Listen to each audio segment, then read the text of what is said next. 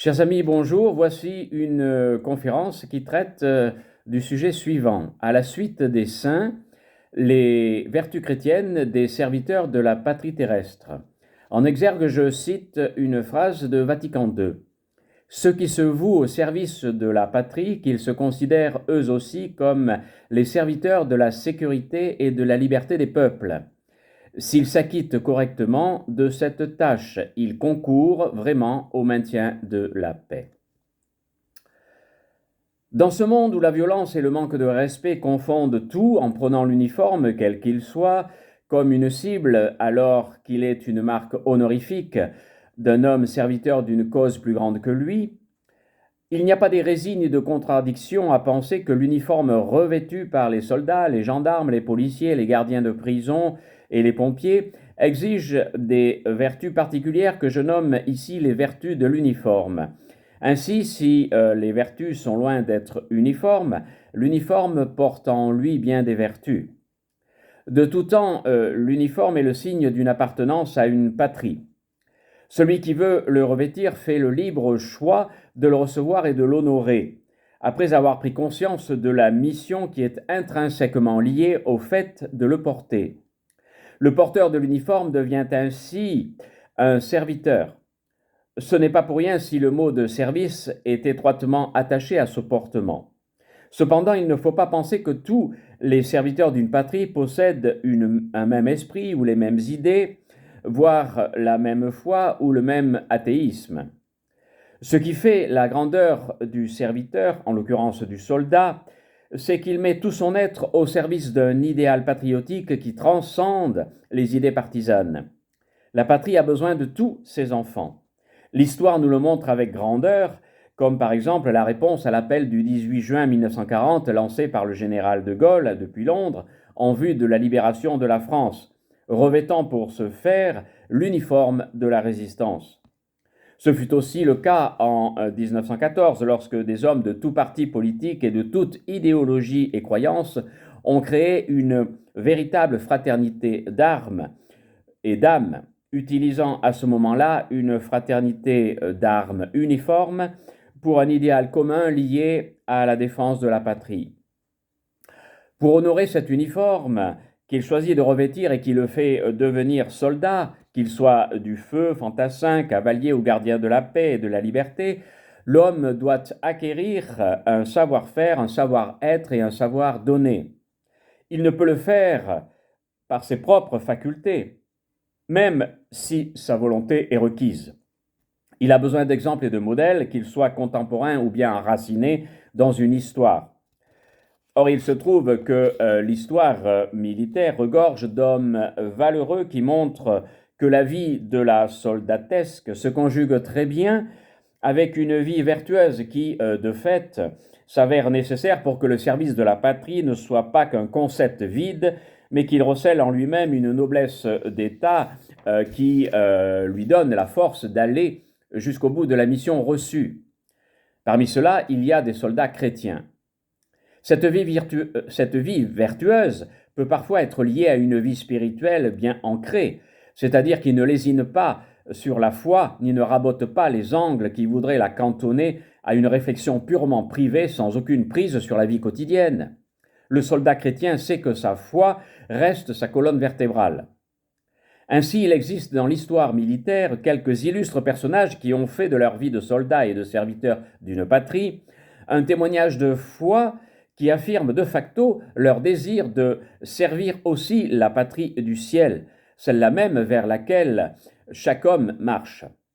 Ces soldats, qui pour la plupart se sont convertis au sein même de l'armée, n'ont pas mis leur christianisme entre parenthèses en honorant l'uniforme.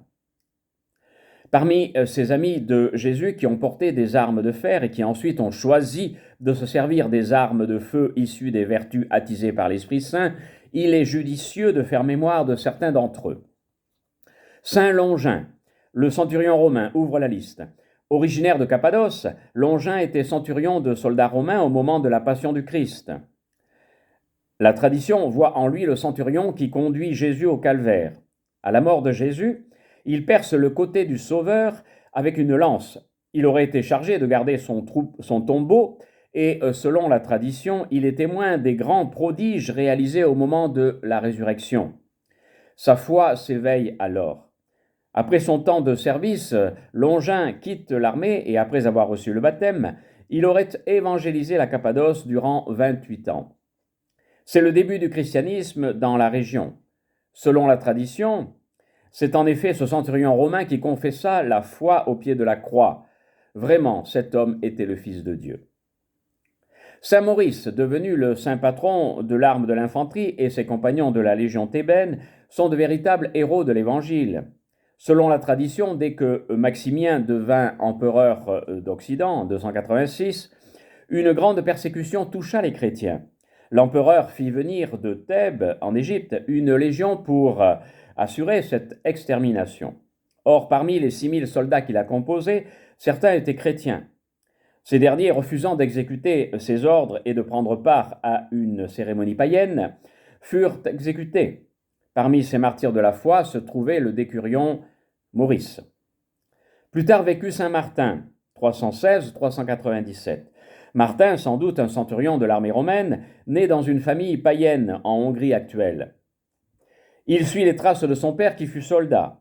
Cependant, il s'intéresse au christianisme et devient catéchumène. Selon la tradition, alors qu'il est encore jeune, à 18 ans, il donne la moitié de son manteau à un pauvre soldat, à un pauvre, grelottant de froid sur le bord de la route. En fait, il donne la part qui lui appartient, soit la doublure, puisque la cape est propriété romaine. Ce geste le conduit au baptême, puisqu'en songe, il revoit le pauvre sous les traits de Jésus. Martin, influencé par saint Hilaire de Poitiers, qui le pousse à vivre pleinement de sa foi, devient moine puis évêque de Tours et fonde les monastères en Occident. Passons quelques siècles et faisons mention de saint François d'Assise, 1181-1226. Oui, ce grand saint fut aussi soldat. François, né dans une famille de riches marchands, d'Ombrie, en Italie, se laisse influencer par la recherche de la gloire humaine, à l'image de nombreux jeunes hommes de son époque. Pour cela, il revêt la cuirasse militaire. Il reste insatisfait. Il sombre dans la solitude et la maladie. Une voix intérieure le pousse à une conversion radicale. Ayant vendu son cheval et donné son armure à un pauvre chevalier, il revient chez lui et se laisse bercer par la beauté de la nature qui englobe aussi les malades. La tradition le présente embrassant un lépreux. C'est alors que, contemplant le crucifix dit de saint Damien, il entend le Christ lui demander de réparer son église. Avec quelques amis, il se met au travail.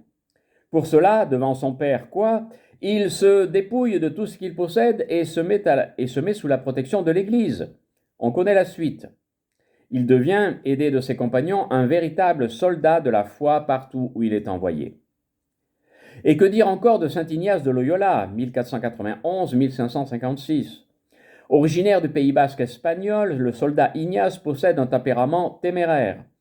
Hélas, un boulet de canon lui brise la jambe durant le siège de Pampelune en 1521. Moribond, il se met à lire la vie des saints et se convertit. Se délestant de son armure, il renonce dans le jeûne à ses passions qui sont la gloire du combat et la jante féminine. Diminué physiquement, il mène le combat intérieur au moyen du discernement et de la méditation. Il devient pèlerin et soldat de Dieu. Avec ses compagnons, il devient prêtre et fonde en 1534 la Compagnie de Jésus basée sur les fameux exercices spirituels. Ces exercices, dira le pape Pie XII, renouvellent l'homme jusque dans son fond et le rendent pleinement soumis à la divine autorité. Rencontrons en présent Camille de Lélis, Saint Camille de Lélis, 1550-1614. Camille naît dans une famille noble d'Italie. Instable et dissipé, il choisit le métier des armes en s'engageant dans l'armée espagnole. Fréquentant les tripots de jeu, il arrive un jour à perdre tout ce qu'il possède. Renvoyé de l'armée sans le sou, il devient homme à tout faire chez les Capucins de San Giovanni Rotondo, où sa conversion est en germe. Son état de santé s'aggrave, son ulcère à la jambe devient incurable. Il ne peut devenir prêtre. Il se rend à l'hôpital de Rome. Il est heurté par la misère des malades et le peu de soins qu'ils reçoivent. Il devient infirmier. Sa conversion lui fait voir dans les pauvres malades le Christ souffrant, malgré l'indifférence des autres soignants. Néanmoins, avec quelques compagnons, il fonde les clercs réguliers des infirmes, qu'on appellera les Camilliens. Il a de plus une grande influence sur saint Vincent de Paul, qui fréquente, lors de son séjour à Rome, son hôpital où les pauvres sont considérés comme nos seigneurs et nos maîtres. Saint Vincent lui-même verra dans les soldats blessés le Christ souffrant. Il enverra quelques-uns de ses prêtres comme aumôniers militaires et quelques filles de la charité sur les champs de bataille s'occuper des blessés. L'institution royale des Invalides est issue de cet apostolat. Faisons encore un bond dans les siècles pour nous arrêter sur la figure charismatique de saint Charles de Foucauld, 1858-1916. Natif de Strasbourg, il vient d'une famille chrétienne, mais durant sa jeunesse, il renonce à Dieu par manque de preuves de son existence. Officier en 1876, il hérite de son grand-père et trouve son plaisir dans la nourriture et les fêtes, au point de recevoir le surnom de Gros Foucauld. Après un séjour en Algérie, déçu par l'armée qu'il sert pourtant avec abnégation et compétence, il démissionne en 1882. Il retourne en Algérie et commence un travail scientifique qui est reconnu. Il rentre à Paris. Insatisfait de lui-même, il cherche des preuves de l'existence de Dieu et rencontre alors l'abbé Huvelin, qui va buriner sa foi à un point tel que Charles entre chez les moines de la Trappe. Mais là encore, il est insatisfait. Il cherche la dernière place. Il part pour Nazareth pour servir de domestique chez les sœurs Clarisse. De retour en France, il est ordonné prêtre et part pour Beniadès, au Maroc. Seul, il prie pour avoir des compagnons en passant de nombreuses heures devant Jésus au tabernacle. En 1904, il part chez les Touaregs. Amoureux du cœur sacré de Jésus, il vit au milieu d'eux en ermitage jusqu'au 1er décembre 1916, où il est assassiné. Durant le XXe siècle, il y a aussi le témoignage de saint Jean XXIII, 1881-1963, qui est élu le 261e pape de 1958 à sa mort. Angelo Giuseppe Roncalli vit une période militaire qui n'est pas de tout repos.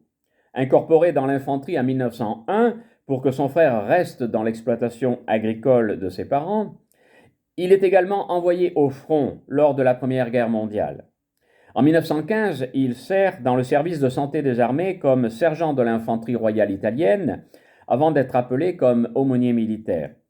Servant en hôpital, il soigne et console les blessés, les amenant, par son zèle charitable, à la fois à l'espérance et la charité, vertu qui reste le fil conducteur de son bref pontificat.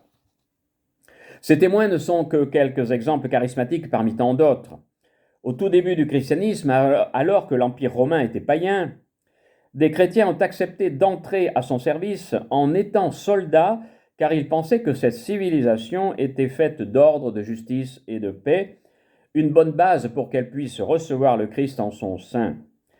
Ce qu'elle fit plus tard avec le règne de Constantin et son édit de 313 qui reconnaissait le christianisme.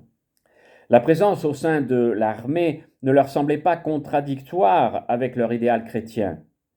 Pourtant, beaucoup de ces témoins chrétiens qui, avant cet édit de tolérance, choisirent de porter les armes, furent persécutés au sein même de l'armée.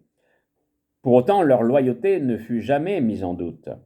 Ce qu'on leur reprochait, c'est de refuser de rendre un culte divin à l'empereur. Vivant pleinement les vertus théologales de foi, d'espérance et de charité, et restant fidèles au Christ jusqu'au bout, ils ont participé effectivement d'une manière directe à l'expansion du christianisme dans l'Empire. Leurs noms sont restés gravés dans le martyrologe chrétien jusqu'à aujourd'hui. Ils se nommaient Acace, Basilide de Rome et ses compagnons, Dasius et ses compagnons, Fabius, Marin, Marcel, Maxime, Ménas, Mercure, Polyeucte, Sébastien, Sévrien ou encore Typasius, pour n'en citer que quelques-uns. L'armée a bien changé depuis ces temps immémoriaux, mais l'idéal reste le même. Les chrétiens qui acceptent d'y servir comme soldats, quel que soit le grade, ne renoncent pas à leur foi. D'ailleurs, rien de tel ne leur est demandé puisque des aumôniers militaires sont placés à leur service. La Constitution française affirmant la liberté de culte, les soldats chrétiens ont toute leur place au sein de l'armée professionnelle d'aujourd'hui, dans la mesure où aucun prosélytisme n'est accompli. Les soldats chrétiens ne sont ni des mercenaires, ni des assassins, ni des va-t-en-guerre, et ils ne se battent pas au nom de Dieu, même s'ils le servent en gardant leur cœur ouvert à la foi, à l'espérance et à la charité. Portant des armes pour défendre leur patrie, ils vivent hautement les vertus théologales, dans le vécu des autres vertus de l'uniforme, que sont l'abnégation, le sens du devoir, le sens du service aux plus fragiles sans défense, le sens de la fraternité, le sens du sacrifice, qui peut aller au don de sa propre vie, pour n'en parler que de quelques-unes. Les soldats chrétiens ne sont pas plus forts que les autres, mais à l'instar de tous leurs saints devanciers, ils savent que leur force ne vient pas de leur propre capacité à vaincre le péril, mais par la grâce divine. Avec l'aide affective et effective des aumôniers mis à leur service, ils comprennent que cette grâce est complète, puisqu'elle est prévenante, elle anticipe l'événement, elle est sanctifiante, elle donne la force nécessaire, agissante, elle fait agir pour le bien, et subséquente, elle entraîne des bonnes conséquences. Pour un soldat chrétien, les vertus théologales sont donc au service des vertus de l'uniforme qui sont le lot commun de tous les soldats et plus globalement des policiers, des gendarmes, des pompiers et de tous ceux qui revêtent un uniforme de serviteurs de la patrie. Toutes ces vertus sont nourries de courage, de loyauté, de discipline, de solidarité. Or, il se trouve que ces vertus sont aussi celles des chrétiens de base. Par exemple, chaque baptisé doit avoir le courage de sa foi, le mot courage venant du mot cœur, qui ne se cache pas lorsqu'elle est en danger et qu'elle est malmenée par des décisions contraires. Autre exemple, la loyauté envers le Dieu Trinité ne doit jamais faire défaut, puisque Dieu est amour et que le chrétien doit revêtir cet amour comme uniforme de sa vie. Et cela ne va pas en contradiction avec la loyauté due à la patrie, comme le rappelait en son temps saint Thomas d'Aquin. Que dire encore de la discipline qui est le fait de suivre et d'imiter un maître, en l'occurrence pour le chrétien Jésus-Christ.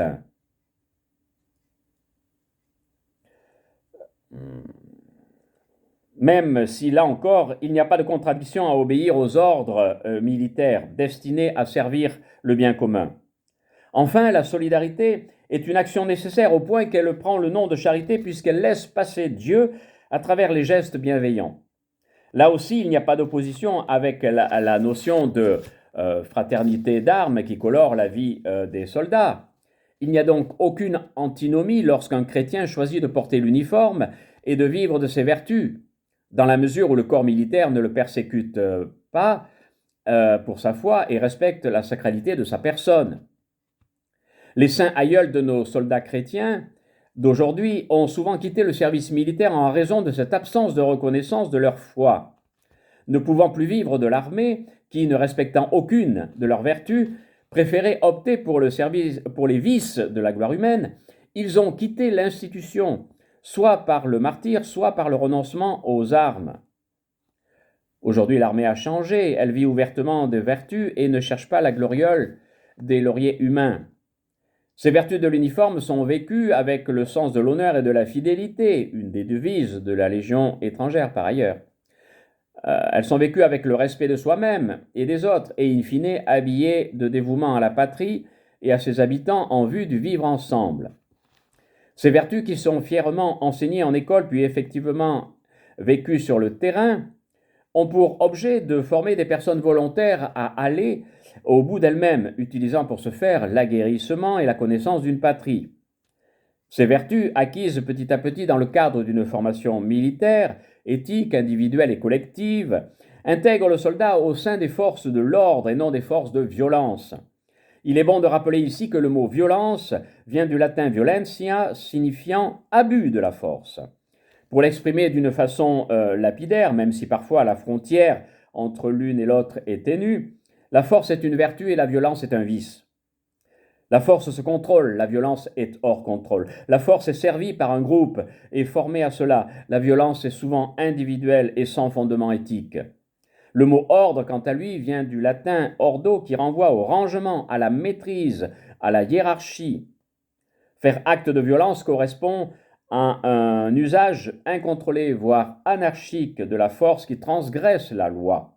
Il n'y a donc aucune vertu vécue lorsque l'homme fait acte de violence.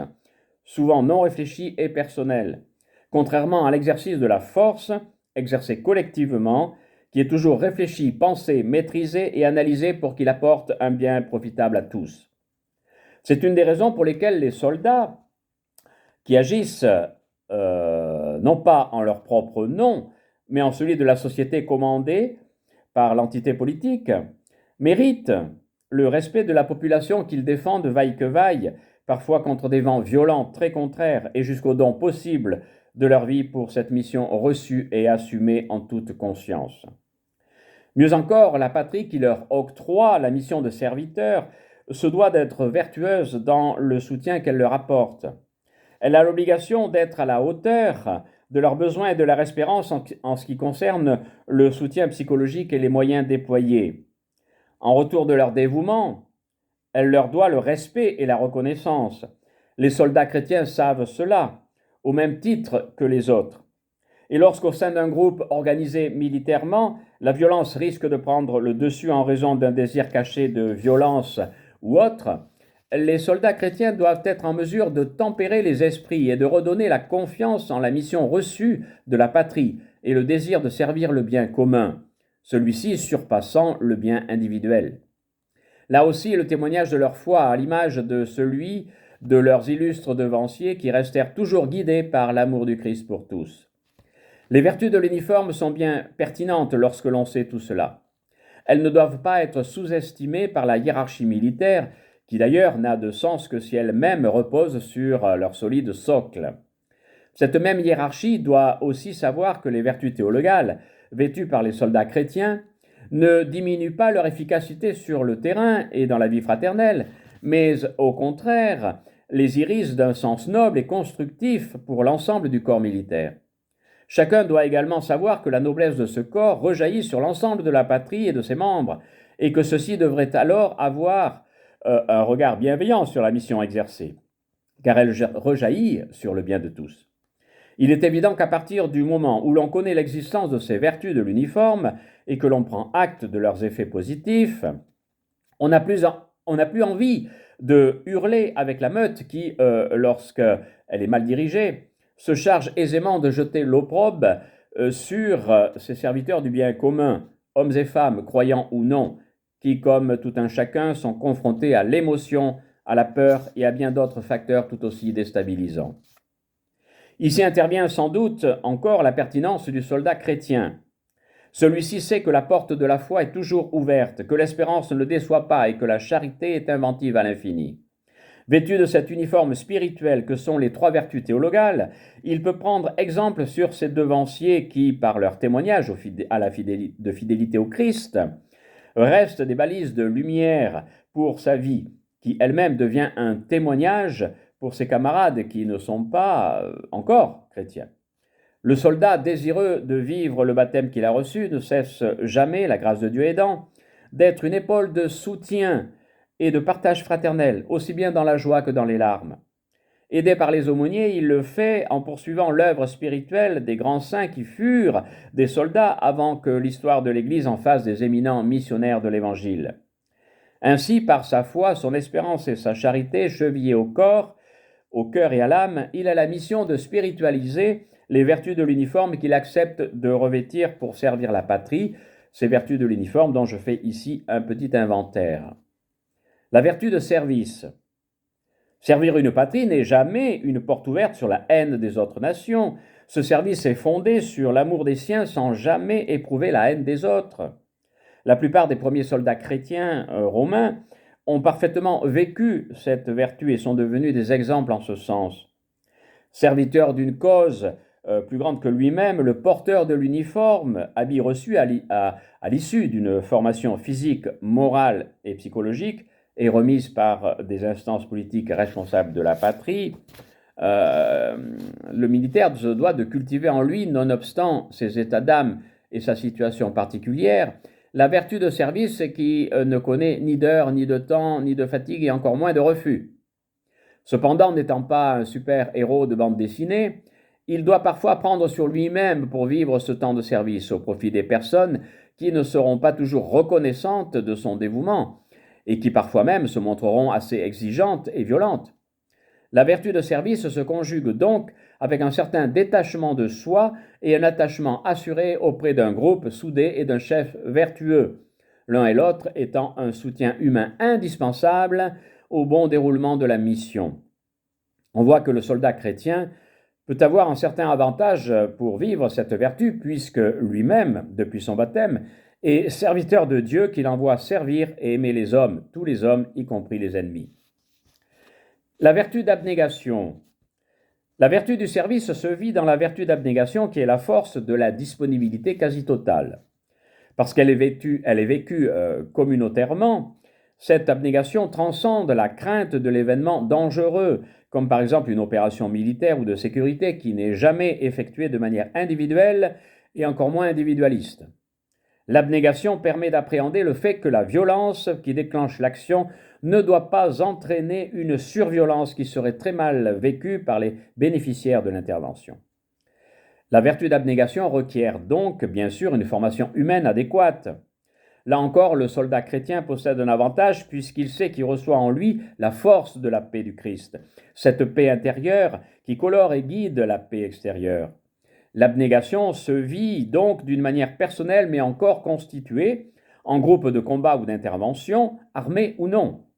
En contrepartie, elle exige des moyens concrets, adaptés et fiables afin d'exercer l'action demandée, comme par exemple une formation éthique solide. Elle demande également un soutien de la hiérarchie à l'origine de l'action, qui n'est jamais négligeable lorsque on sait les risques encourus durant chaque intervention, puisqu'aucune n'est bénigne. La vertu de sacrifice. Le mot de sacrifice associe de particulier qui se trouve aussi bien dans la sphère chrétienne que dans le domaine de l'uniforme. En effet, si la foi au Christ accroche l'homme au divin, l'uniforme accroche celui qui le porte à la patrie qui est alors d'une certaine manière divinisée au point d'être intouchable dans sa sacralité historique et fondatrice d'un peuple. C'est pourquoi le mot de sacrifice a toute sa pertinence ici aussi.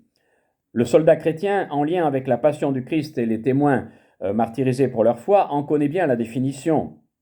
L'étymologie de ce mot renvoie au fait de faire du sacré. Il ne fait donc aucun doute que le service réalisé avec abnégation peut déboucher sur quelque chose de tellement grand qu'il en devient sacré, tant il est vertueux et extraordinaire.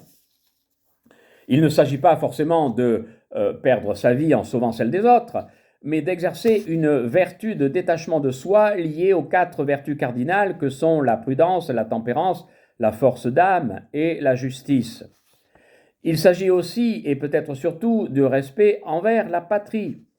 Cette notion ne doit pas être rabaissée. Appartenir à une patrie donnée doit être une fierté partagée, que l'on soit chrétien ou non. Saint Thomas d'Aquin, se posant la question de savoir si le patriotisme était une vertu, avait ces mots. L'homme est constitué débiteur à des titres différents vis-à-vis d'autres personnes, selon les différents degrés de perfection qu'elle possède et les bienfaits différents qu'il en a reçus.